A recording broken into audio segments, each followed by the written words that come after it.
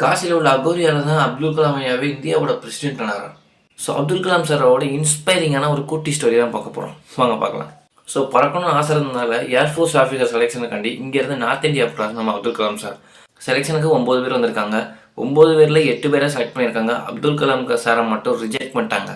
So இதை பார்த்து மனசுடைஞ்சு போன அப்துல் கலாம் சார் எங்கே போகிறாருன்னு பார்த்தீங்கன்னா டேரெக்டாக இங்கேருந்து காசி போகிறாரு. காசியில் போயிட்டு அங்கே கங்கையில் நீராடிட்டு அங்கே ஒரு அகோரி உட்காந்துருக்காரு.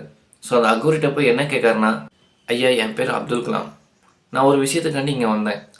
ஸோ அந்த விஷயம் எனக்கு சரியாக அமையலை அப்படின்னு மட்டும் சொல்கிறாரு.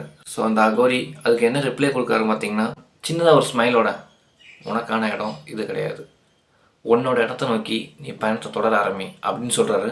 ஸோ அப்துல் கலாம் சார் அதுக்கு என்ன செய்கிறாங்க பார்த்தீங்கன்னா, ஸோ அப்படி ட்ராவல் பண்ணி இந்தியாவோட பிரசிடெண்ட்டாகவே ஆயிட்டார்.